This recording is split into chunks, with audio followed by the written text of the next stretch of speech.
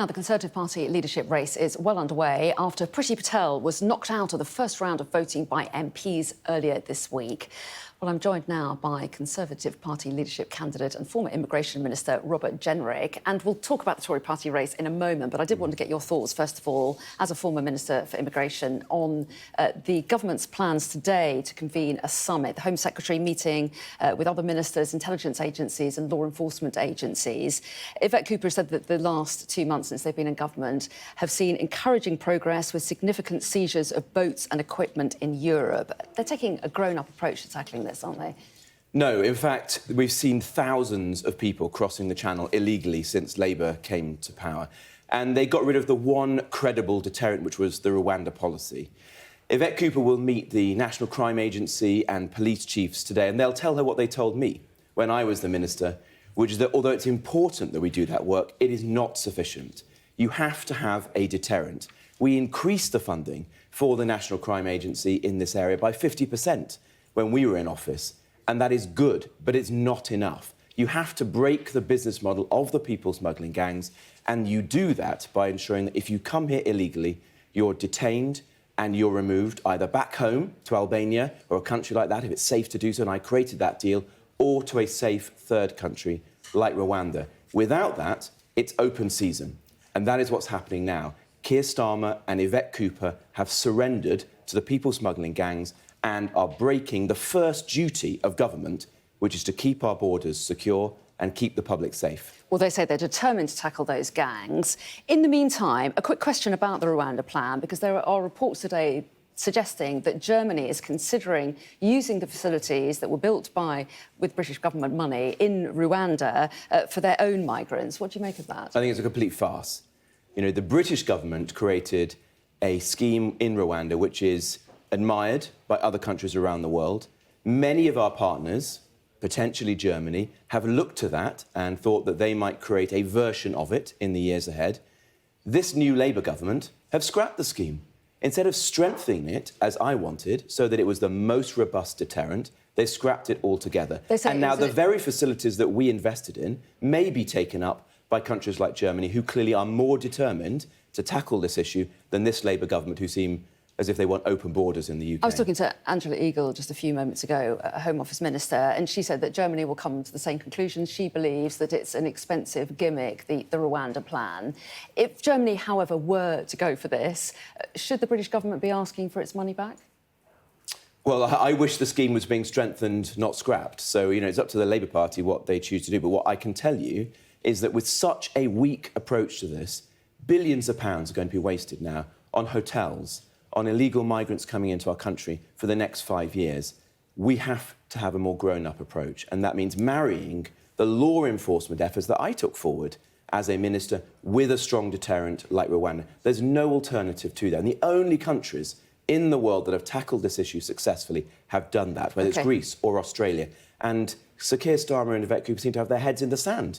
They can see those precedents elsewhere in the world, and they are going for a weak and ineffective approach. So you are clearly passionate about the Rwanda plan. I can tell from you saying this to me now. But if you were Prime Minister in 5 years' time, if you were to win the leadership contest and then win the general election, do you still think that introducing that policy would be a priority for you? Yes. I think the British public expect the British state to secure our borders. That is its first duty. And so I've been very clear. If I was leader of the Conservative Party, my approach would be this. If you come here illegally, for example, on a small boat, you would be detained and removed within days, not months or years. We would end the merry-go-round of legal cases, which are a complete abuse of our system and the generosity of the British public. And then we would use our finite resources to support people who are genuinely in need. People like the schemes we've done for Ukrainians and Syrians and Hong Kongers. And that is the way that we are a big-hearted country in the world, not helping people who are predominantly young men from a place of safety, like France, to come to the UK and abuse our trust and generosity. You resigned your position from the government because you said the Rwanda plan would only work if the country was to leave the European Convention on Human Rights. You're now the only one of the leadership candidates to hold that position. I think it's the right move for the country. But it looks like only not a tiny minority, but a minority of Tory party members would agree with you on that. According to a poll this week, only 33% of Tory members surveyed said it should be party policy. So do you think you're wrong on that? Well, I don't know what the polls show. They vary all the time, but I'm convinced that this is the right approach because we have to secure our borders. And I don't come to this from an ideological perspective. I come to it from a practical one. I've seen that there are foreign national offenders like rapists and murderers and paedophiles in our country who we can't remove because of our human rights architecture. I know that there are terror suspects on our streets who we are not surveying and removing because of that. And I also saw that attempts like the Rwanda policy to get a grip on illegal migration were thwarted because of it. And so we've got to change it. I'm proposing that we replace the European Convention on Human Rights with a British Bill of Rights, something that upholds our very long-standing tradition in this country of protecting minorities, freedom of speech, freedom of religion, all the things that we hold dear. And in fact, these were gifts we gave to the world. And I'm supported in that argument by some of our greatest jurists, like Lord Jonathan Sumption. Although a lot of people are very troubled by the idea of leaving the European Convention on Human Rights. So you're taking this tough stance on immigration. You're seen as one of the candidates on the right of the party, but it wasn't always that way, was it? A lot of people saw you as a centrist, a Remainer. You worked under David Cameron and Theresa May. So you've been on something of a journey, haven't you? Why this move to the right? Well, firstly, I don't think this is about left or right. Issues like the ones we've just been discussing, securing our borders, protecting the public, being strong on crime, these are supported by millions of people across our country. This is the common ground of British politics, and it's important that our politicians listen to people's views and take action. I was very pleased in the vote during the week that I secured support from across the Conservative Party. I want the party to be united to end some of the factionalism and division that we've seen in recent years and to move forward. But you're right to say that my experience as a minister in recent years has made me feel very strongly that parts of the British state are not working. It is about immigration, but it's about more than just that. I felt that the economy wasn't working for hard-working families and households, that the NHS wasn't delivering, and we have to be better than that. So I am a candidate in this leadership contest looking for real change. Change in the party, its operation, and its offer to the public, where we accept that we got things wrong and we put forward serious answers to the serious problems facing the country. Apologies for cutting in, we're just very short of time. You say it's not about left or right, but some following your career might be surprised to see that you said that if you were an American citizen, you'd vote for Donald Trump. At a time of international instability, do you have any concerns about his views on NATO or the war in Ukraine, for example? Well, the Conservative Party's sister party in the United States is the Republican Party. So it's natural that we would lean in that direction.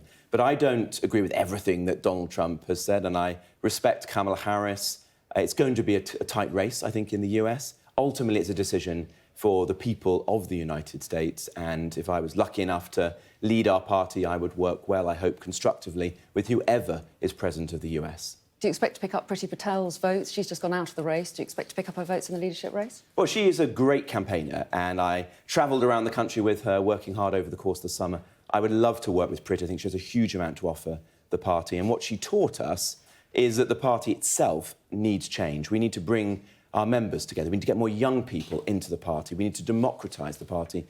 That's what I want to see. But I'm also focused right now on holding Keir Starmer to account, because we can't let this contest distract us from what really matters. And I'm very worried that he is taking away the winter fuel payments of 10 million vulnerable people on incomes as low as £13,000 a year, and making a political choice to spend that money on his union paymasters, on giving £10,000 extra every year to well-off train drivers, to spend £8 billion on an energy company that doesn't produce any energy and that will not give £300 off energy bills as he promised. That is unfair, and I'm going to fight that tooth and nail. OK, we haven't got time to go into that one any further, but because we're completely out of time. Robert Jenrick, thank you. For coming Very in. good to see you.